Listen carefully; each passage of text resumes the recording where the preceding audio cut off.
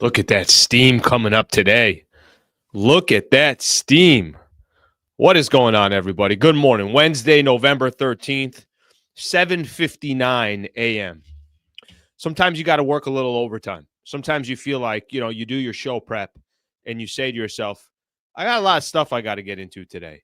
And that's what's going on this morning. So let's get the show started a little bit early. I should have probably gone 7:55. Got to be honest with you guys. I've been sitting here for 5 minutes. No coffee today. Well, okay. I don't want to lie here. I had a cup of coffee already.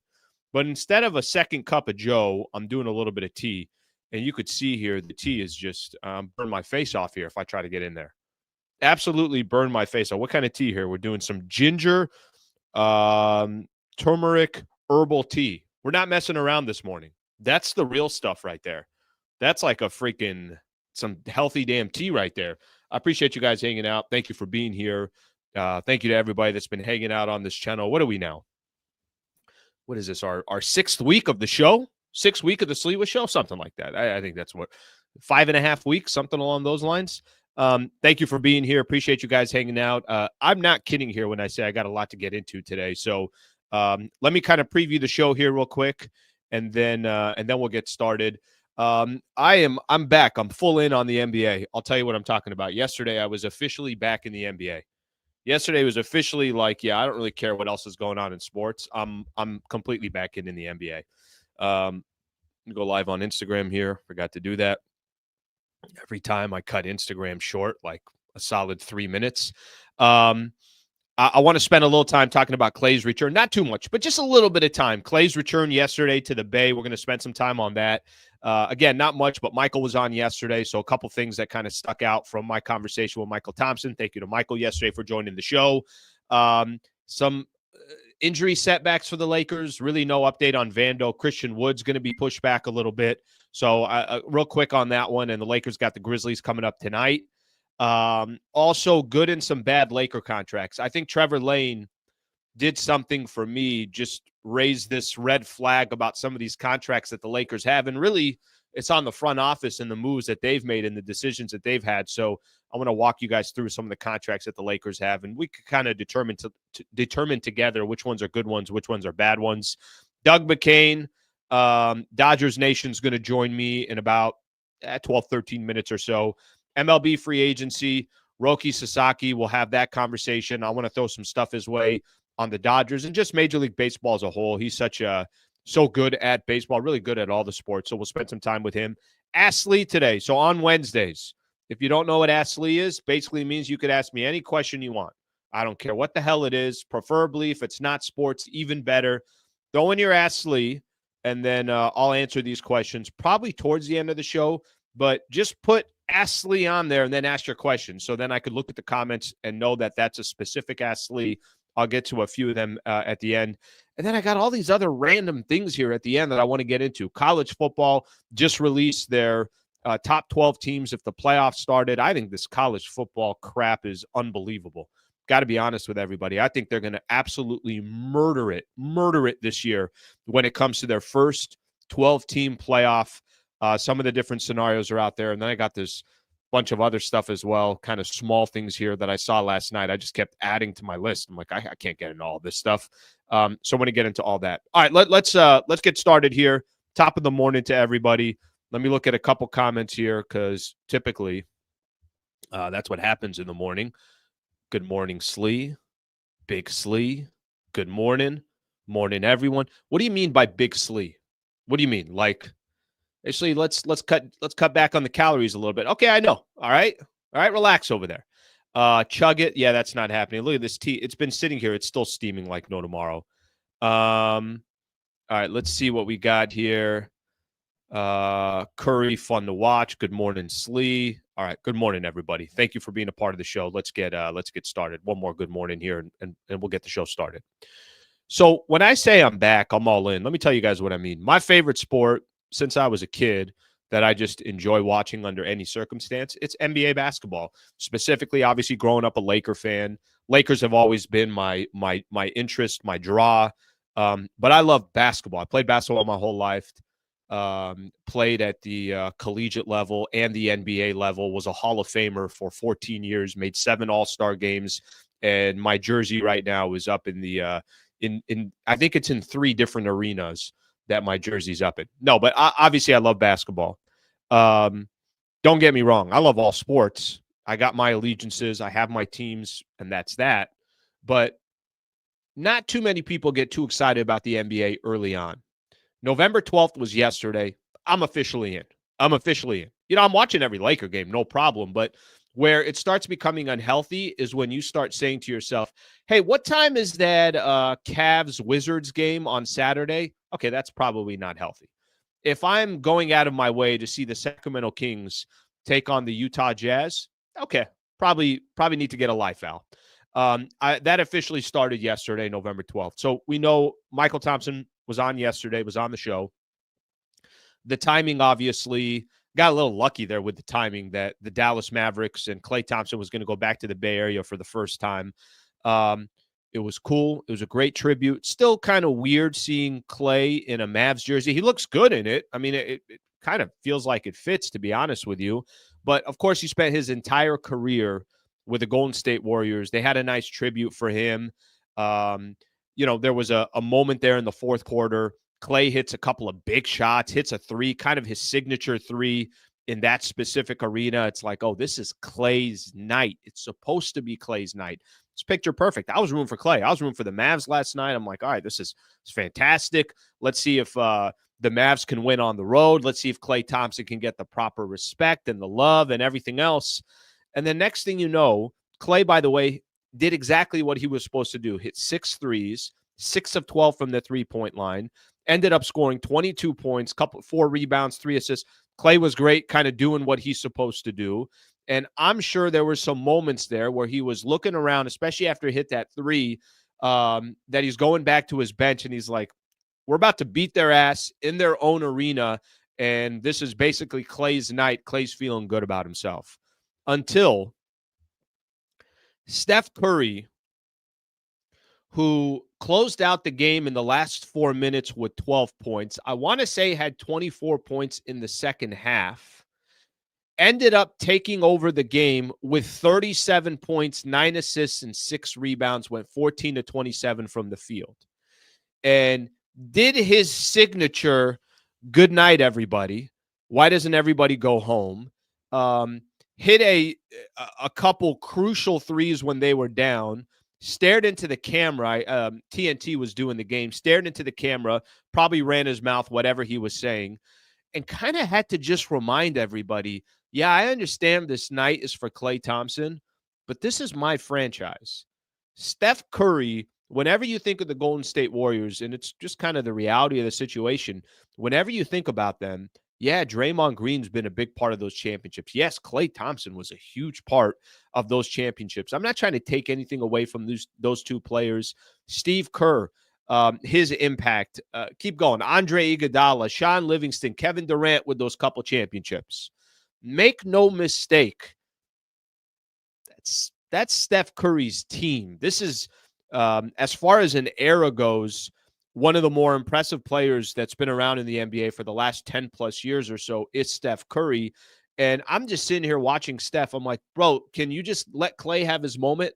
No, Steph, do this tomorrow. And for Steph Curry, he's like, yeah, that's not going to happen. I'm going to go ahead and do this today. And Steph closed out the game. And I thought it was I thought it was ironic that in an evening, that it's Klay Thompson's night. Everybody's wearing that captain hat. And, Klay Thompson for a moment there thought, I'm taking over and we're going to win this game. And I got Luka with me and I got Kyrie with me and I got the rest of these players with me. It's Steph Curry that tells everybody, pump the brakes. This is my arena. This is my franchise. This is my stadium. This is my city. And nobody can do anything about it. I just thought it was beautiful basketball, and I hated every second of it because I wanted Klay to get that W yesterday. But Steph Curry had to remind everybody. By the way, is there a more cold-blooded celebration than when he does his good night, everybody? That's pretty damn cold-blooded. Anytime I have a good show, I'm going to do good night, everybody. So that might happen once every 6.5 weeks. But a great game in the NBA yesterday. I was watching a little bit of the Knicks and the Sixers. before. And then, obviously the game comes on yesterday and I think was a phenomenal game. It was a fun game, and it was Steph Curry doing what Steph Curry does on Klay Thompson night. I want to go back real quick for a quick second, listening to that interview with Michael yesterday. You could tell, and Michael had said it, and I cut the clip specifically when Michael said he was shocked and surprised that Klay Thompson did not retire a Golden State Warrior. Got to be honest with everybody. I don't think the Warriors did the wrong thing by saying, Klay, we're not going to give you 3 or 4 years and pay you out $100 million or something along those lines. I know that, you want loyalty in sports. There really isn't that much loyalty in sports. There just isn't. And there's certain teams that are going to be loyal to certain players, but a lot of that ends. And I think it's great, the situation that Klay Thompson is in with the Dallas Mavericks. And I also think it's great for the Golden State Warriors that they said, we're going to get younger. They're going to try to turn the page on Klay Thompson. I think it worked out for both parties. So I know Michael was mentioning that he thought he was going to retire as a Golden State Warrior. I understand where the Warriors were coming from in that situation. And who knows, maybe Klay's got a long playoff run. And maybe we're fortunate enough that these two teams are facing each other in the playoffs. And we can watch Luka go against Steph and Kyrie and Klay and Draymond and Wiggins and all these guys. Maybe that's going to be one of the playoff scenarios that show up. So really, really fun game last night. I really actually enjoyed that game. All right, let me look at a couple comments here, and then I'm going to get into some Lakers stuff here real quick. Warriors back, Lakers mediocre as usual. Got to be honest with you, I think there is a little bit of, I'm not going to lie here, there is a little bit of, well, the Warriors are just all of a sudden just right back into the mix. And, listen, Lakers are 6-4. I saw a little bit earlier. There was, where was it? This was ESPN had their power rankings. And Lakers, I think, were number 11 overall. And as far as the Western Conference, they were number 9. 8 of the first 11 teams or 9 of the first 11 teams are in the Western Conference in their power rankings. I don't think 6-4 is an awful record. I think the Lakers, it will be all good. But I think the bigger question for the Lakers, what do they look like in 20 games in, 30 games in? Quick little update here, because I wanted to make mention of this for those, including myself, that had been talking about, well, the Lakers just got to get, if they could get Christian Wood back, if they could get Vando back, then I think those two guys can definitely, can certainly help out. Bad news yesterday on that front. So I'm going to read something off here real quick. Christian Wood, he said, this is JJ Redick. So we all know that he had a procedure on his left knee. This is Christian Wood. JJ Redick said yesterday, we're going to scale him back. We'll have an update in about 4 weeks. So Christian Wood ain't coming back anytime soon. We know that. So don't be depending on Christian Wood. It's funny. So this morning I'm driving in and I'm listening to Sirius NBA Sirius Radio, Sirius XM Radio, and Brian Scalabrini does one of the shows, and he was talking about how he's like, every time I interact with different people that cover different teams, they all say, hey, just wait for this player to come back and it's going to be a game changer. And I'm like, is that me with Christian Wood and Jared Vanderbilt? Am I making it sound like Scottie Pippen and Michael Jordan are coming back in the lineup? Kobe and Shaq are on their way. I'm not trying to make it sound like that, but I thought Christian Wood would be able to help the Lakers in some capacity, especially off the bench. He's not going to be – it's going to be at least 4 weeks, it sounds like, before we get any other update. And, unfortunately for the Lake Show as well, look at Jared Vanderbilt.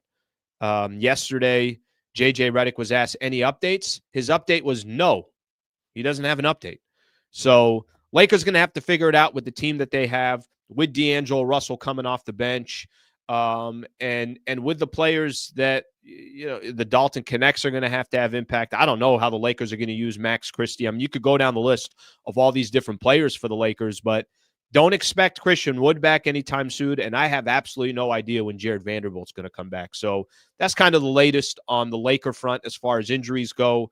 And in a little bit, I do want to walk through some of the contracts that the Lakers have, and then we'll talk a little bit about their game coming up tonight against the Memphis Grizzlies. But we are going to shift gears because, like I mentioned, I screwed everything up last week. But I think sometimes in life, things happen for a reason.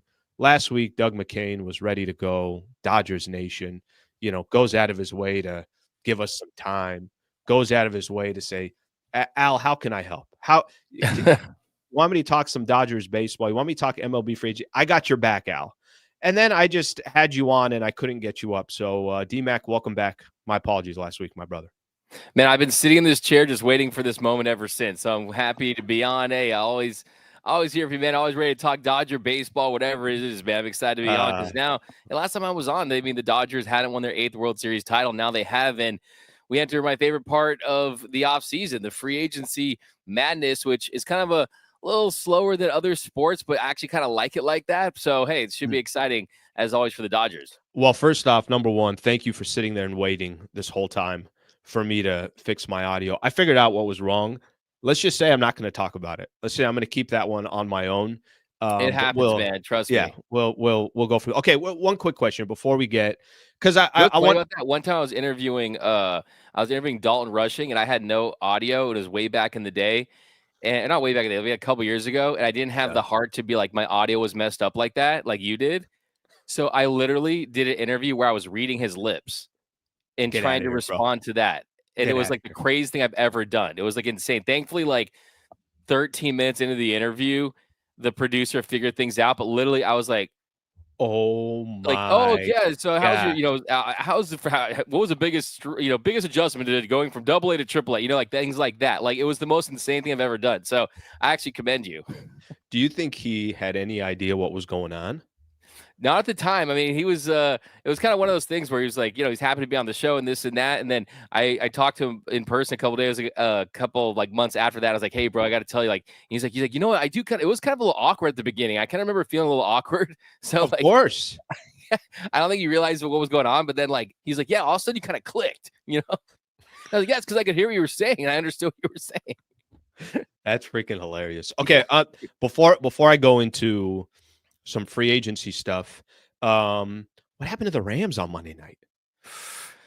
Man, it was ugly. And for those who don't know, D-Mac, you're still doing it, right? You're still doing Locked On Rams? Okay, so for those who don't know, D-Mac, T-Raj, of course, Travis Rogers, they also do Locked On Rams, so they're kind of got everything covered on that side as well when it comes to Rams football. But I thought man, if you could have played out a lot of different scenarios for me coming into Monday night's game. That's not the scenario I thought that was going to play out. That just feels like that was a really, really bad loss. Love how you got on the freeway right now and got to SoFi that fast.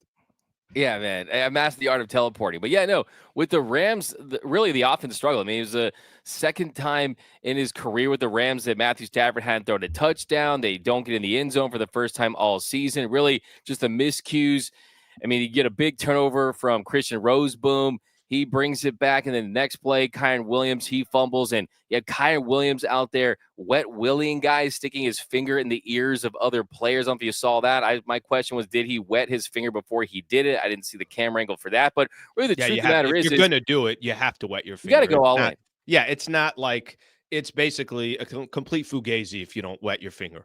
100%. And I hope he did, because like I said, if you're going to do it, might as well do it. But the truth is that the defense has overperformed. Chris Shula, Jared Verse is running away with the Defensive Rookie of the Year award. Kobe Turner, second-year player, has completely, I don't want to say filled the shoes of Aaron Donald, because no one will ever do that. But by committee, they found a way to get pressure. They found a way to keep this offense in the games. And you also see the special teams improve. So defense, special teams have gotten better. They've held up to their end of the bargain. Just the offense just has not. And really the backbreaking play was late in the game, just over 6 minutes to play. Stafford has Kyren Williams underneath that would have made it a 5-point game, and he misses him. They kicked the field goal, and that was it. So, yeah, frustrating night for the Rams, who really just shot themselves in the foot all night, couldn't capitalize on getting these key offensive linemen back like Jonah Jackson and Steve Avila. But the truth is, I mean, it just didn't look good. I mean, trying to work 3 offensive linemen back. You're missing Rob Havenstein. Matthew Stafford gets sacked. He's under duress all night. So yeah, it wasn't pretty, man. It's kind of one of those losses where if they go on to miss the playoffs or their season 100%. Gets derailed, that's kind of one of those ones where, oh, you lost a winnable game at home to a 2-win Dolphins team, and that's kind of where the season went south. Yeah, Aikman was saying it on the broadcast. You could tell some of these players that have been in the league for a long time, have history in the league, all that stuff. He kind of went out of his way. He's like this. He almost had this sense, this gut feeling like, yeah, this one might be the difference of something, whatever it is. But you could be sitting there, 5-6 weeks from now and looking at the Rams positioning, and you're going to keep going back to, remember that Monday night game where they couldn't get in the end zone? How many different field goals you had? Was it a false start? Whatever penalty it was that got him 5 yards back, and then he misses the field goal. I mean, just so many small little things that led to that loss that could kind of change the trajectory of their season. So we'll see. We'll see what happens there. Okay, so as we switch back here, what if I went Premier League? Like, do you have a background? Look at that. What if I threw you off there? What if I wanted to know a little bit about Tottenham versus Liverpool? Yeah, you're gonna have to give me a second. I would have to go to Google Images, and I don't have anything queued up. I don't have anything queued up. I'm not gonna lie. All right, I'm not gonna do it to you. Don't worry, I'm not gonna do it to you. I'm a Madrid fan though. Now that they got Mbappe, okay. Where Mbappe goes, I go. Okay, that's fair. Yeah, that's fair. All right, so MLB free agency, and I think connecting with someone like you, because I there's a couple different ways I want to look at it. Here are the Dodgers who are coming off a World Series and thinking about how they won it this year. Did anybody expect Walker Buehler to be as good as he was? Did anybody really have an idea of, hey, I think Yamamoto is going to take his game to another level in his first postseason run? Is Freddie Freeman going to have the run? However you want to describe how the Dodgers got there, they won a World Series in a year where if they didn't, I think there would be some good explanations of why it didn't happen, whether Dodger fans wanted to hear that or not, but they won a World Series and they got their first one in a 162-game season since 88 and since 2020, obviously during the COVID season. How do you think this positions the Dodgers because of what they just accomplished? Easier is not the right way to put it, but how much do you think the burden is off the franchise to just take a deep breath and say, okay, we could kind of do whatever we want in the offseason now. We could take a little bit more risk just because of the fact they won the World Series. How does that change things this offseason as they walk into free agency? Yeah, I think you're absolutely correct, is that you have the proof of concept that what they do works, is going out there, getting a superstar like Shohei Ohtani, trading for a Mookie Betts Stadium, getting a Freddie Freeman. You have the top-end superstar talent. You complement that with homegrown developed guys, the Will Smiths, the Walker Buehlers. Then you find the reclamation projects, the role players, the Kike Hernandezes, and then you add a Teoscar Hernandez to the mix. They have proven to the baseball world that what we do works. We know what we're doing. We are now the preeminent franchise in the sport. You definitely have equity with the fan base saying, okay, you can't question what we do. You got to trust us. I mean, the old adage in Dodgerland is in Friedman we trust. Having said all that, I don't think this makes them any less hungry to put together a World Series contending roster, and they want to go back to back. And baseball is the most difficult sport to go back-to-back. It hasn't happened in the National League since the Reds did it in the 70s. We haven't seen a team do it in baseball since the 2000 Yankees.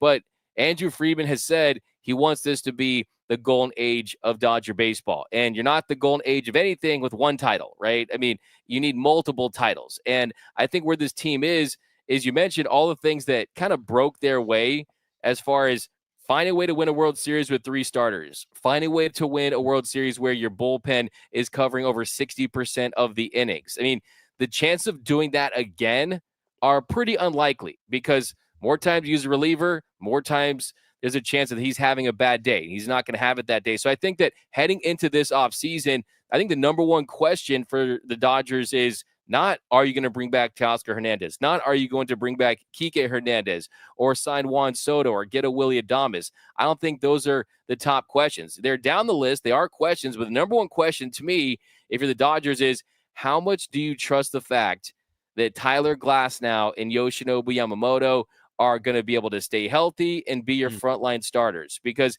if you think there's any health concerns and we could have any repeat of last season where you don't have Glasnow or Yamamoto has to miss almost 3 months, well, then you have to pick up a frontline starter this offseason. And yes, Roki Sasaki, the Japanese phenom. He's the top prospect in all of baseball. He would be the number one pick in the amateur draft. If he was a traditional free agent, he'd be signing a contract north of $300+ million most likely. But I think you need to also consider adding a veteran, tried and true starter, whether it be a Blake Snell, a Corbin Burns, a Max Fried. I think that's my list right there as far as that top tier. And then after that, you got the Nathan Eovaldi's, the Jack Flaherty's. You bring back a Walker Buehler. But the truth of the matter is you need frontline starting pitching to win in the postseason in most cases. And I just don't. I talked to Tyler Glass now, recently, and he's out of the country on vacation. He says he feels good. They all say that, right? And Sure. You have to really know what you have with your rotation next season.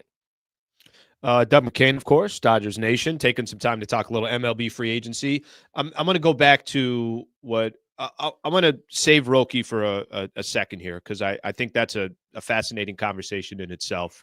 You mentioned Walker Buehler, and just, your thoughts on this. And I like how you are saying at the end of the day, you can have all the hitting that you want. At the end of the day, you can have the roster can say what it says, but Tyler Glasnow did not pitch one game in the postseason. And it's not like, hey, this was a fluke. No, he's had injury history in the past. I don't know if the Yamamoto being out for 3 months helped him. I don't know if that just kept him fresh for the postseason, but I get where there can be some concern there. Buehler was really the one that stepped up in the postseason. I don't think anybody if you expected it, great. I didn't. I thought Walker Buehler is going to have an it actually showed to me how vulnerable the Dodgers were, because he was part of their rotation and he was the third starter. Do you think he has pitched his last pitch with the Dodgers?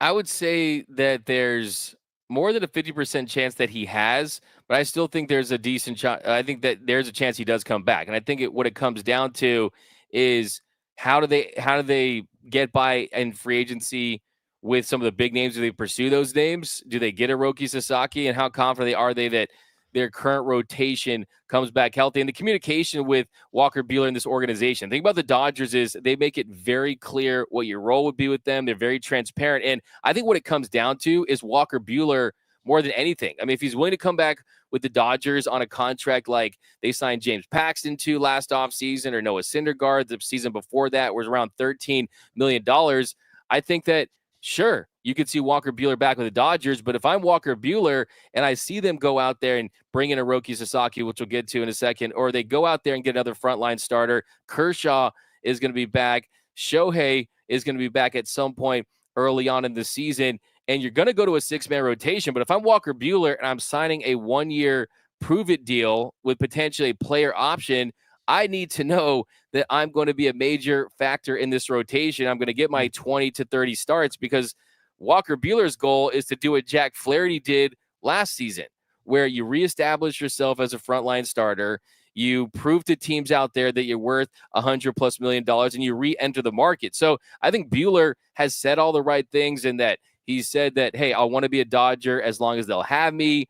And look, you talk to players and they'll tell you that Walker Buehler is, of anyone on the team, the one guy that really makes you want to run through a brick wall. There's a lot of glue guy-ness to him, but the further you get from that World Series championship and the closer you get to them putting pen to paper on a new deal, I think things will start to get clear as far as how realistic it is, because they didn't extend him the qualifying offer, which was around $21 million.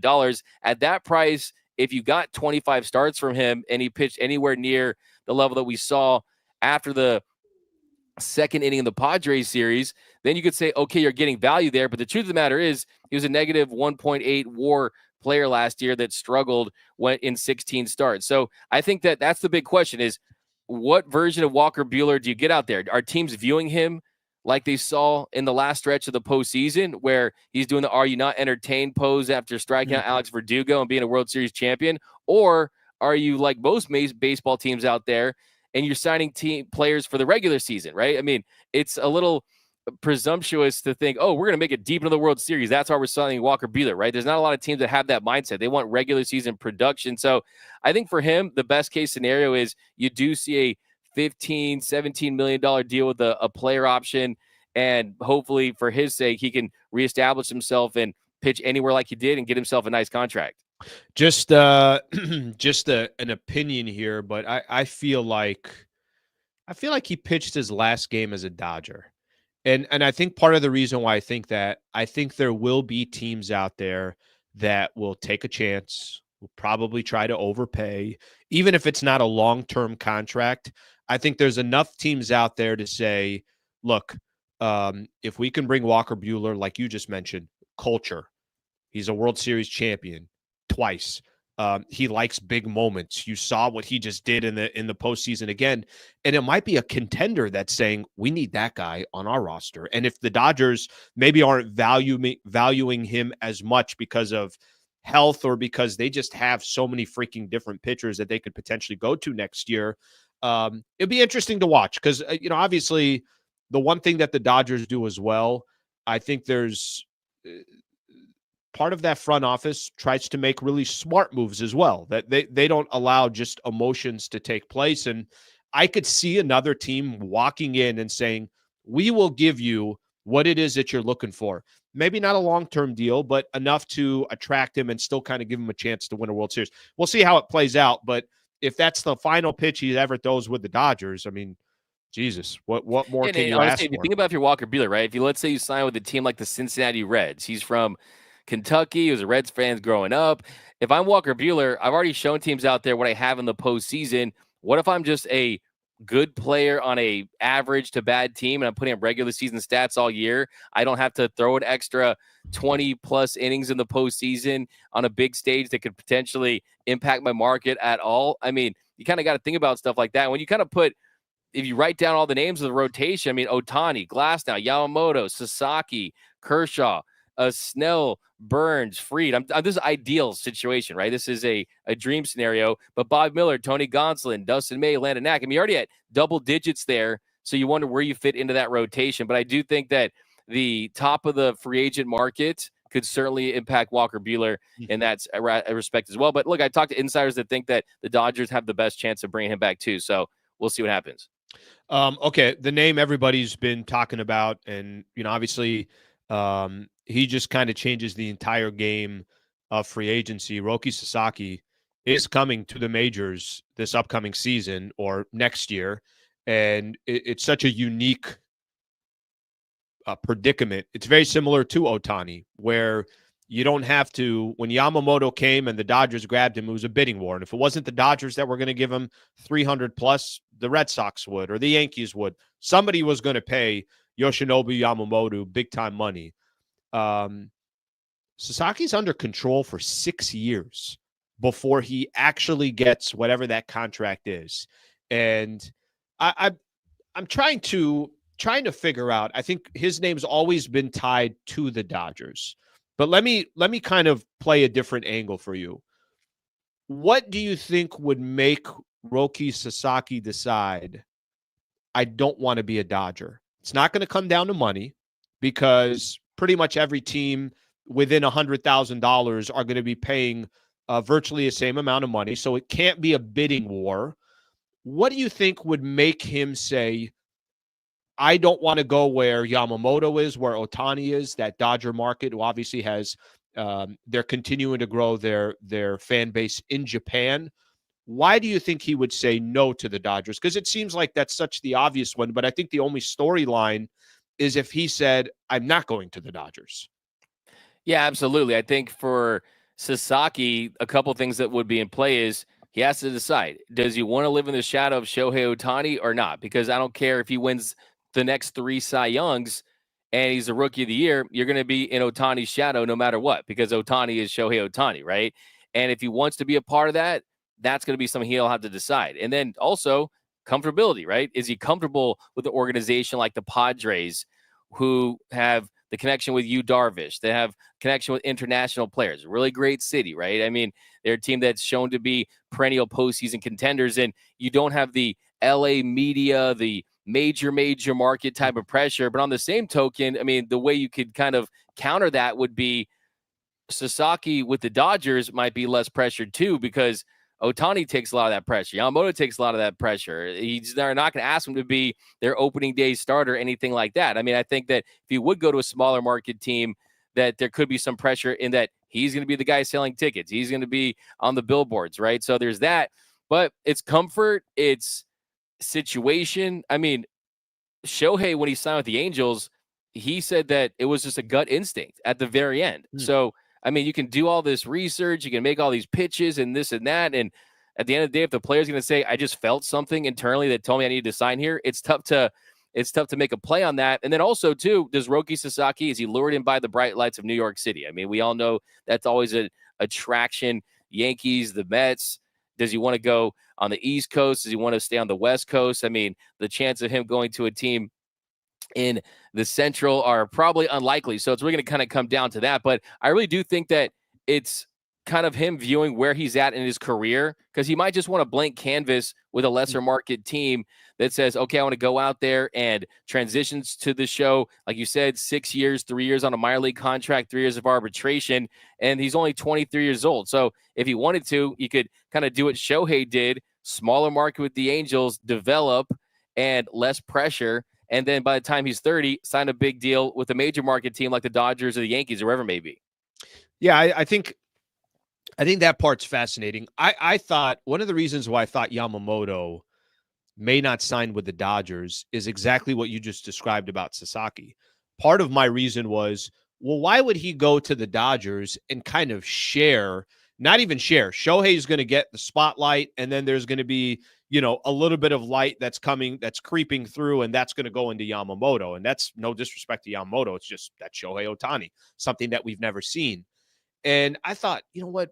Why wouldn't he just go get his own market? He can own New York, whether it's the Mets or the Yankees or whatever the case is. So there was a little bit of surprise to me because they teamed up together, right? Shohei was a big part of the pitch of bringing Yamamoto there. And now I look at Sasaki, and one of two things could be happening. What you just said, which is maybe he says, all right, let me just go get my own team, my own franchise. Not everybody has to be in a big market. Or maybe he goes and owns one of the New York markets. But he could look at other players. He could look at other Japanese stars that have been in this league. Obviously, Yu Darvish is a great example. Ichiro, when he was in Seattle. I don't have to just be with that one market. Or this could happen. They could all be just planning together that, yeah, this is what we're doing. We're grabbing the best players out of Japan, and we're all joining forces together. And if he's going to make a few $1 million, the marketing dollars that are going to come with it, obviously he can get a lot more in LA or get a lot more in New York than he can in some of these other markets. I don't know which one is happening, but if it is the latter, where these guys are all deciding, let's play together, I don't know what to tell you, but it's almost like, should we just skip to the 2026 season? Maybe skip to 2030. Yeah, no, absolutely. I think that's the big thing. You mentioned the marketing. I mean, there's that company Dentsu that apparently gave Sasaki a couple $1 million that has a part of this process of kind of getting him posted before his service time and him hitting 25. And we know if you're a marketing company, you probably want him in LA, because the thing is too, look, I mean, you have a chance to not only put together a great roster of Japanese players. I mean, this would truly be historic, something that would be remembered for hundreds of years. The time that Shohei and Yamamoto and Sasaki were on the same team in the same rotation. I mean, that's would be looked at. I mean, same way you talk about Babe Ruth and the Yankees back in the 20s, right? I mean, you look at the possibilities with that. As far as the marketing dollars and everything that comes with that too, it's like, look, I mean, if you truly believe in this Dodgers organization, and let's just be honest, I mean, the way he throws, I mean, young players, will he need to miss time due to injury at some point? If you're a pitcher, there's a good chance that that's the case. And with the Dodgers, you got Dr. Neil Elitrot, you got the training staff. So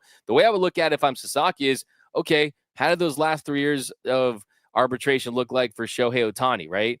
That's how you put yourself in a situation to get a payday early on. The Dodgers could certainly help him get to the best arbitration figure too, as long as other teams could do that. But I mean, the Dodgers, they could truly optimize his success. And also too, I mean, look, it's kind of frowned upon. You're not going to see him sign an extension after he signs with the team in 2 weeks, because Major League Baseball can intervene at that point. But he can always sign an extension throughout that contract, the minor league contract later in that as well. And we know the Dodgers are a team that would be willing to do that for a pitcher of his caliber too. So I think there's a lot of in play. It's kind of one of those things too, Alan, where it's like, if he does sign with the Dodgers, you're going to be like, it was always the Dodgers. You know what I mean? Like, that's kind of how I'm with that too. It's like they've established their roots in Japan. You have Shohei, you have Yamamoto. You know that you're going to be competing in the World Series. And what I was told from a scout in Japan was that he pitched in the WBC a couple years ago, and he got a chance to play with the big boys, and he's never been able to recreate that since in the NPB. And he wants that experience. Sure. And if that's kind of his mindset, that tells me he wants to pitch in the World Series, right? And the Dodgers certainly offer you the best chance of that. Yeah, listen, I think I'll go back to what I said earlier. I think the story probably with him is if he doesn't sign with the Dodgers rather than he signed with the Dodgers. I think that it just feels like that conversation's been there for a while. I mean, my take here. I'd love nothing more that he went a little further down south and came to San Diego. And some of the articles that you read here and everything else is that his relationship with Yu Darvish, Hideo Nomo is in the Padres front office as well. AJ Preller has tried to kind of build some type of relationship with him in the past as well. But I go back to what I just said. I mean, if he became a Giant, okay, that's a huge story. If he became a Met, that's a huge story. If he became a Padre, that's a huge story. But it feels like if he became a Dodger, it's more like, all right, well, that maybe that was the obvious one that people were overlooking. I don't even think people are overlooking. I think every article that's out there is that Dodgers are the favorite to sign him. Okay. With that being said, what else will be the priorities? And I've seen Teoscar Hernandez's name come up a ton. Me personally, I think that guy has earned his way for a contract with the Dodgers, and it feels like he certainly wants to be a Dodger. But put Roki to the side. After Roki, and I know you mentioned some other starting pitching out there that's going to be important for the Dodgers. What's your thoughts on Teoscar continuing with the Dodgers?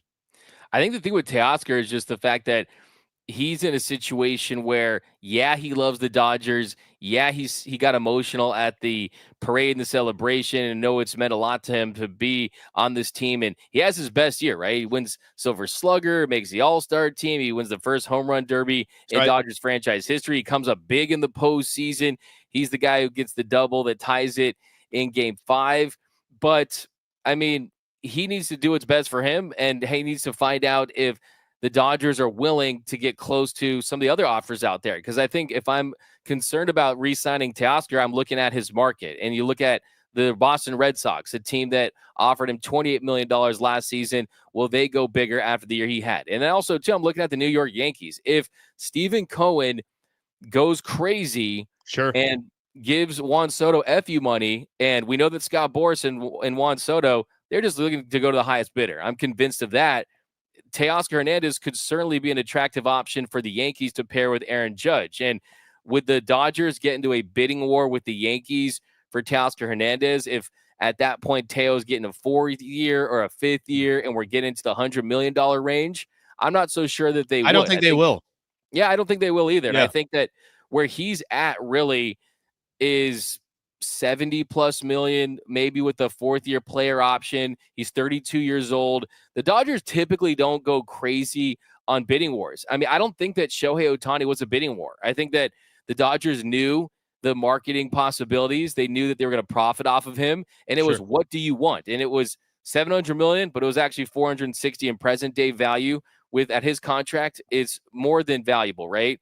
But only time they've really gotten to a bidding war was with Yamamoto, where they had to outbid the Yankees and the Mets because they wanted a starting pitcher in his prime at 25 and to continue that Japanese heritage. And you also have Ohtani deferring that 97% of his contracts. He had to go out there and make do on that. But I do think that if it's close and there's a agreement for a lot of deferred money, Teoscar's contract last season, $23.5 million, $8.5 million of that was deferred. So he's already kind of shown that he understands the Dodgers model and the way of kind of doing business. But I think that I really do think in my heart of hearts that when you look at where they're at on the verge of a dynasty, if you can win back-to-back titles, they know that he's the guy who comes up clutch in the postseason. They need a corner outfielder with Mookie Betts moving back in the infield. And he makes all the sense in the world at the right price. Like I said, north of $100 million might be a lot for Teoscar Hernandez, but under that, I do think that the Dodgers strongly consider bringing it back. I would be shocked if Teoscar is not back with the Dodgers. Okay, final one I got for you, and I appreciate your time, brother. You as much as you're talking Dodgers baseball and you're interacting with Dodger fans, a few times that I've brought up Juan Soto, it does not feel like Dodger fans really care about bringing him to the Dodgers. And listen, nobody's saying that the man is not unbelievable, but the type of money that he's probably going to get, the fact that he'll probably be a DH in 3-4 years or 5 years or whatever the case is, what has been do you get the same vibe from Dodger fans? Do you feel the same way that Soto long-term is probably not the right investment for the Dodgers?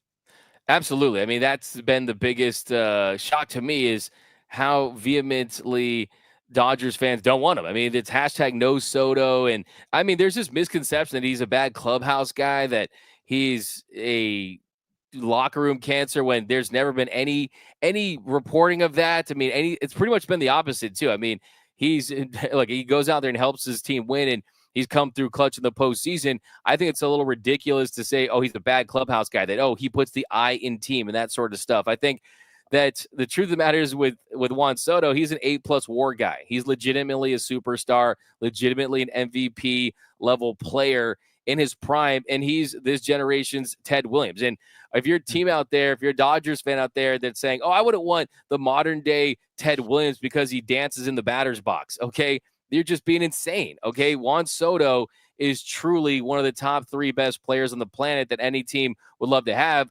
But at his price, where the Dodgers are at, I mean, for $50 to $60 million a year for Juan Soto, one, that makes it impossible to ever consider trying to reset your luxury tax in the foreseeable future. The Dodgers have paid for the last 4 years, but that would really kind of just constrict your top level contracts if you want to make any big additions and fill a need down the line. And then 2, as you mentioned, he's someone that profiles as a DH in 4 or 5 years, possibly a first baseman in 4 or 5 years. So from a defensive standpoint, he's not going to bring you much value there. And also, too, look, they have their box office guys, right? You have Shohei Ohtani, who puts butts in the seats and he sells jerseys.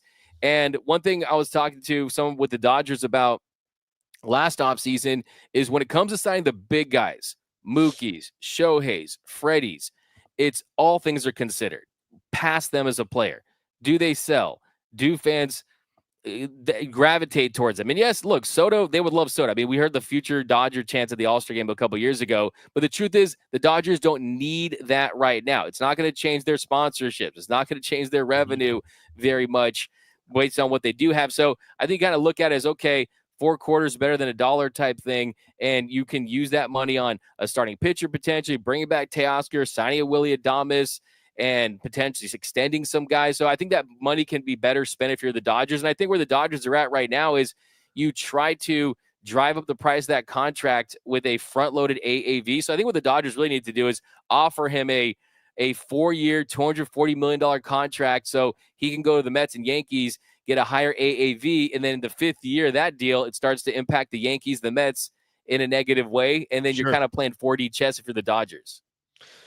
Well, that's good to know. Dodgers don't even need Soto. That's great. Look, it's be like tough. A billionaire. Must be tough out there, guys. Must be tough. It's like a billionaire that has the mansion, the yacht, the private jet, but he wants to go to outer space now. You know what I'm saying? Like, he can't get his rocks off. You know, he's got to find something to do. And like I said, at the right price, I was, if Soto wanted to be a Dodger, I mean, they could make it happen. Let's put it that way. And they would find a way to make it happen at their price. But I just don't think you're going to see a 12 to 13-year deal, especially with Scott Boras and no deferred money for a Juan Soto. I mean, I just can't picture that with this current group. But they are the Dodgers, man. I mean, can never count them out. I think he'll end up on the East Coast, like you're talking about. I think probably one of those teams on the East Coast. But, I just thought it was interesting how it's so easy in any sport where you mention one of the best players in that sport, and it's not too often that fan base is like, nah, we're good on that guy. It's like, oh, okay, well, that's interesting. But I get it. I understand it. For some of the reasons that we laid out. D-Mac, great stuff, brother. Thank you for coming on. Thank you for, I don't know. I feel like you just discouraged me as a Padre fan here a little bit. Hey, man, Padres I can have Roki Sasaki, man. I mean, Padres are really establishing themselves as one of the premier free agent destinations in the sport. I mean, hey, I'd rather be the Padres than a lot of teams in Major League well, Baseball right now. I'll tell you that much. I'll say this. I'll say this with them. I think honestly, you almost just can't pay attention to anything that the Dodgers are doing, because what the Dodgers are doing is they're in. If I told you of all the front offices and all the organizations right now in all of sports, I don't care the market, I don't care what sport you're talking about, Dodgers are setting a bar that is beyond, oh, it's just the NL West, or it's just the NL, or it's just baseball.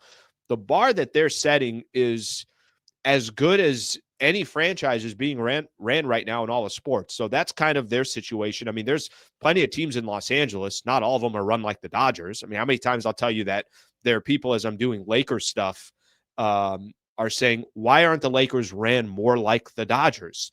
The Dodgers are truly, literally the blueprint that they have, the ownership, the investment that they've put into it over this last 10, 12 years. It's as good as it gets. So got to give credit where credit's due. So No, I mean, absolutely. I think that's kind of the thing too, is that if you're a Padres fan out there, I mean, you have to commend the organization for not trying to wait this out. And you're going to try to go to war with the Dodgers, and you beat them a couple years ago, and you took them to the brink this season. So yeah, I almost think of what the track star Justin Gatlin used to say, that his job on earth was to make Usain Bolt run faster, right? I mean, that's kind of what the Padres are doing for the Dodgers, right? I mean, you're forcing them into absolutely being perfect with their signing, with their development, because look, let's be honest. I mean, that was a close game 5.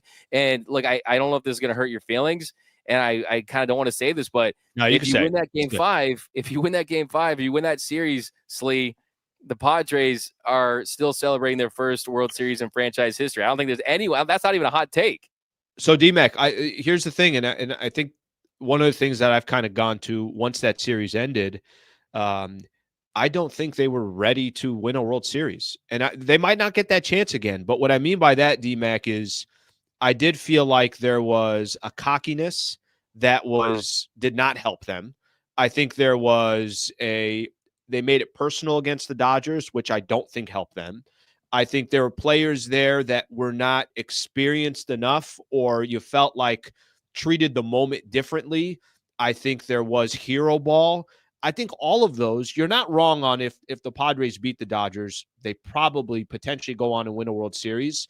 But you got to have more battle wounds and scars. And I don't think those players had enough of them in that situation when they went up 2-1, where I think a lot of these Dodger players, there was a lot more of that. There were, no. We've had, look at all these scars. Look at this year. Look at 2017. Look at, like, they could go down the list of all these. And I'm talking about from Dave Roberts to experience in World Series like Mookie and Freddie to Muncy, Will Smith, all these other guys that have been with the Dodgers for a long time.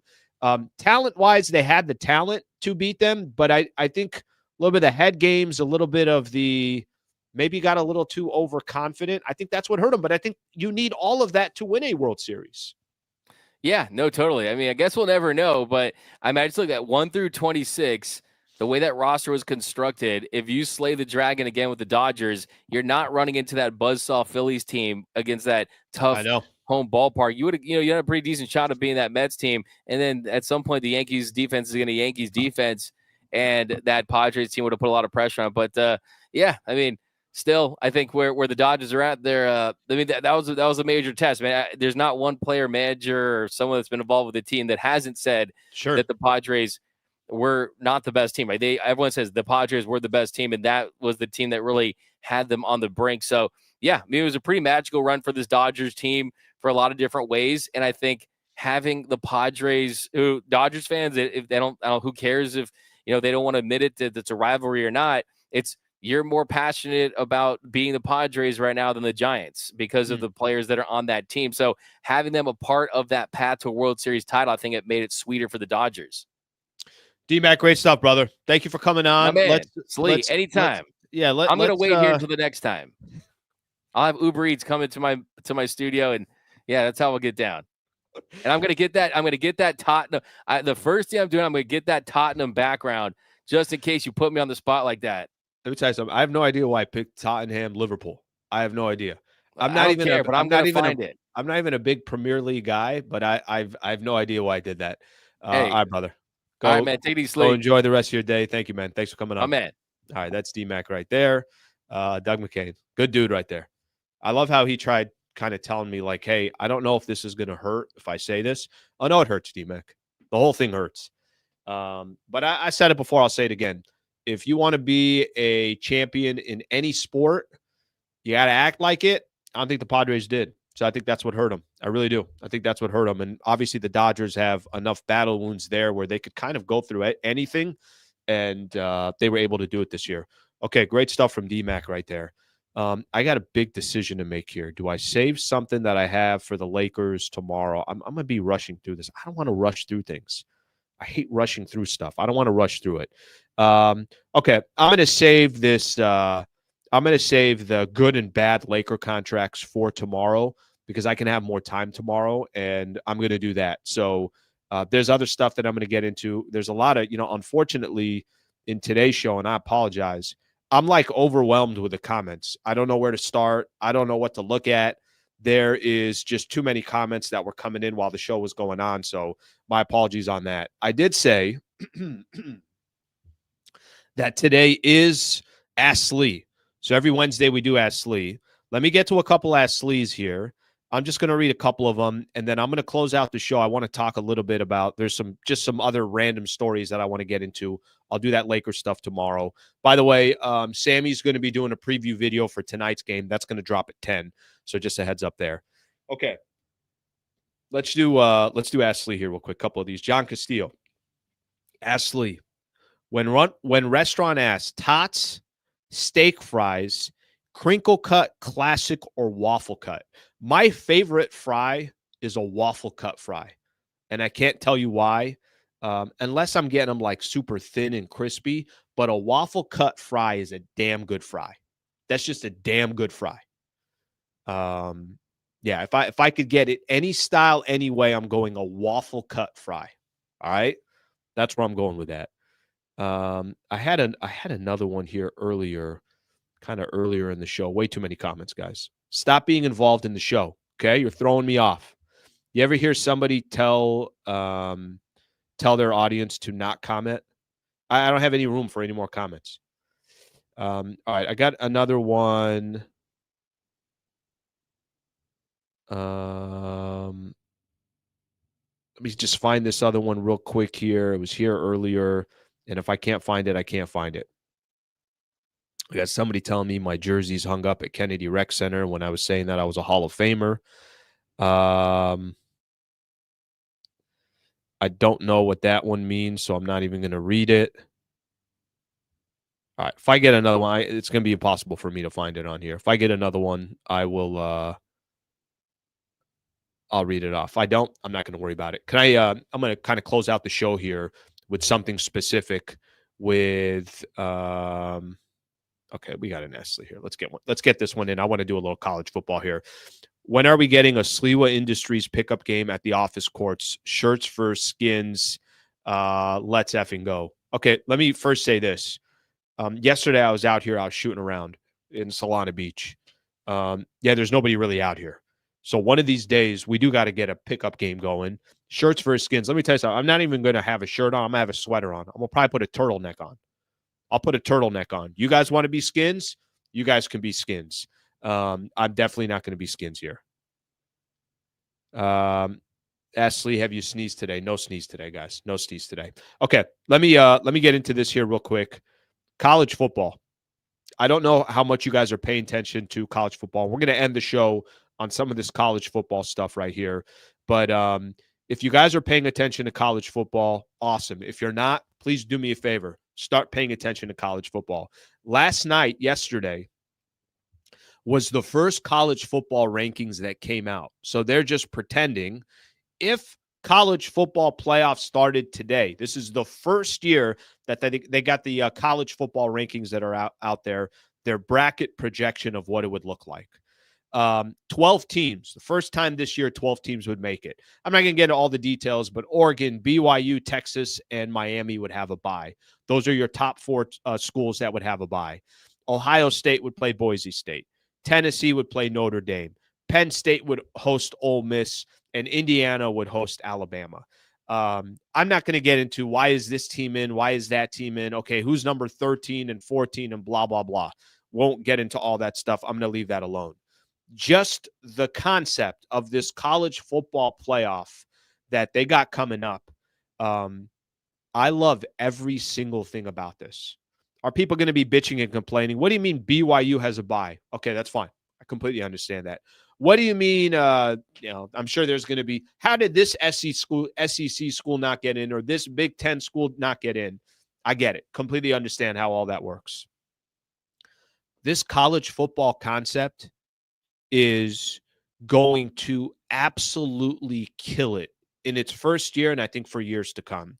Whether you're a big college football fan or not, I've kind of talked about this. Some of the realignment that's happened, the reshuffling, the Big Ten now with SC and Oregon and Washington and UCLA joining Ohio State and Penn State and Michigan and all these other schools. We are now able to watch Texas and Oklahoma in the SEC. We're now able to watch what used to be big-time bowl games in September, in October, in November. Oregon already played Ohio State this year.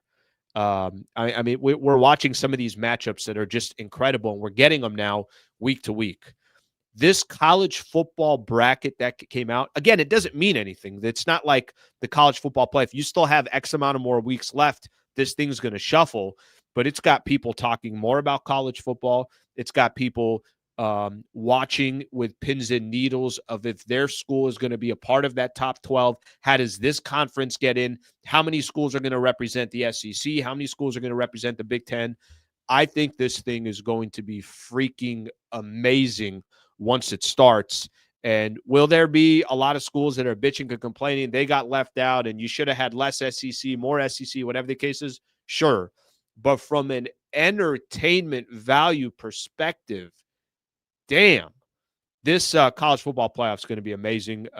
Again, I'm not sure how much this audience cares, so I'm not going to get into any of the details of it, nor would I even have the knowledge of breaking down Tennessee, BYU, and Indiana. But just the concept of the college football playoff, I think is incredible. I think is going to be incredible. So it's going to be really, really fun. All right, let's take a quick look here at some of the comments. Some people here enjoying the misery of USC fans and USC losing. Yeah, USC also had some bad news that came their way. Mike Lopez is asking what happened to USC. Yeah, well, a couple things happened. First off, their coach is not making it happen. And then you guys saw the story yesterday on USC where they got their hands slapped. More negative news around USC. They're placed on USC football placed on probation for violating NCAA coaching staff rules. To be honest with you, I read this thing 7 times. I'm still confused. I guess there's a certain amount of coaches that you can have, and they're really, really lightly getting their hands slapped. Lincoln Riley is not, it's not like he's getting suspended or anything like that. I don't think the story matters. I just think it's another negative story around USC rather than a positive one, and that's kind of been their football year as a whole in their first year in the Big Ten. Okay, a couple more comments here, and then we're getting out of here.